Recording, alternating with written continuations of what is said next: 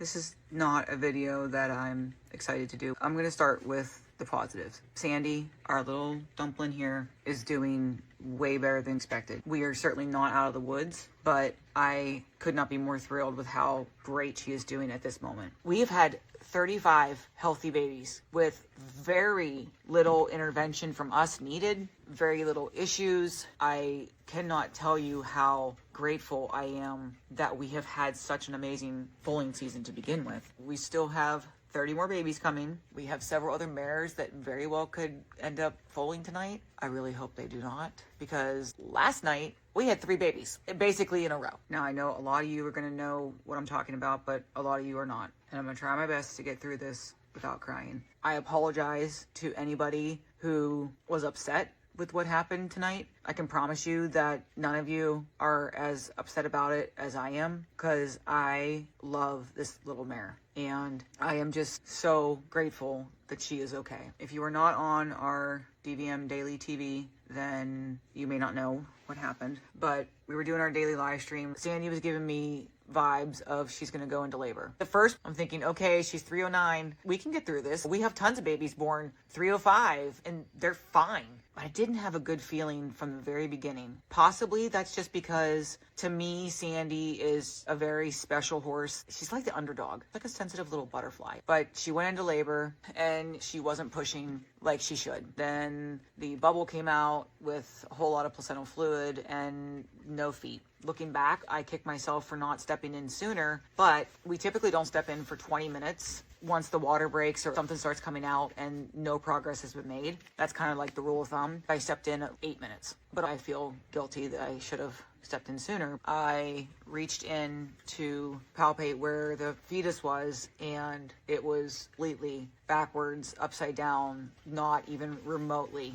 in the position it should be in. I knew we were in trouble. I don't honestly even have any idea how long it went on. It seemed like a blink to me, but I think it was well over an hour, maybe 2 hours. I had to completely anesthetize Sandy. Then I eventually got the back legs, got a hold of them, and pulled them out. It was bad. I've been down this road numerous times. This is not even remotely close to the first dystocia that I've dealt with. I know it was very traumatizing for everybody to watch, but this was not even close to the worst one that I have had to endure. I love this mare so much. I have had her for over 5 years. It has taken me years to get this mare in foal, and thing is, she is 20. Her birthday was actually yesterday. I already knew that this was going to be her last foal. So obviously, I was praying for a filly, because then I could keep it. We do have one daughter, Gracie. Her name is actually by the grace of God, because my camera watcher at the time that I was paying to watch cameras completely missed her. And then she somehow, some way made it. I have no idea how. By the grace of God, that's how. And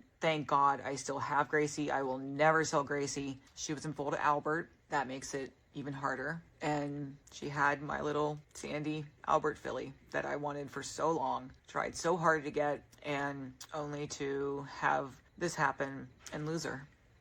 It's a really hard pill to swallow. Most people think that it doesn't affect us, and what's the big deal if we lose 1 or 2, but that could not be farther from the truth. I see other people that lose foals and they deal with this far better than I do. I wish I could be like that. I wish I could just be like farm life and babies are going to be lost, but I cannot get to that point. I don't think I never will. The filly was so gorgeous, but she was extremely premature. Even though she was 309 days gestation, that baby was not. The cannon bone was only about 5 inches. So if you know anything about cannon bones, you know that's a preemie. I think that there was potentially a lot more going on than what it appeared. She was never sick. She was on Regimate the whole time, and she had no issues the entire pregnancy at all. But obviously, it was not maturing like it should have. But the hard thing is, I don't think that baby died in utero before she started to deliver. In fact, I know she didn't.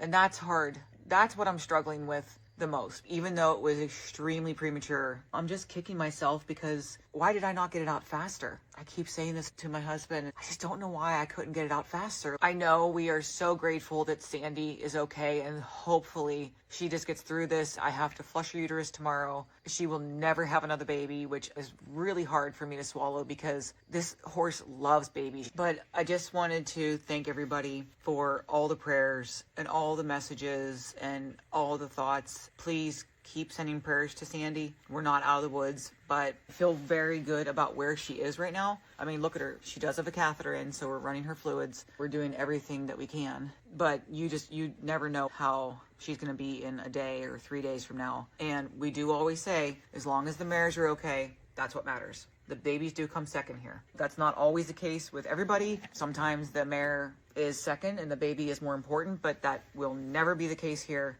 Our mares are number one priority. The foals are always second to the mare. It really sucks, but I'm grateful that Sandee is okay. And we'll get to live the retired life where she can just be a little pasture pet. She definitely deserves that, and she will love it. I know I've asked for so many prayers throughout this whole thing, but if you have any left, if you could please send some more to Sandee so that she gets through this as well as could possibly be. I know there's going to be a lot of questions about what all happened because I was not able to explain anything, obviously, and we didn't really address any concerns or questions even afterwards because I just didn't have the bandwidth for that at that point. But whatever questions you guys have, I'm an open book. No question is dumb. No question is too personal. No question is out of line. I will definitely keep you updated on little Sandee. And look how stinking cute she is. Is she not absolutely precious? She's amazing. I love her. We're going to get her through this and she's going to be okay because we're going to make sure of it. Let me know what questions you guys have.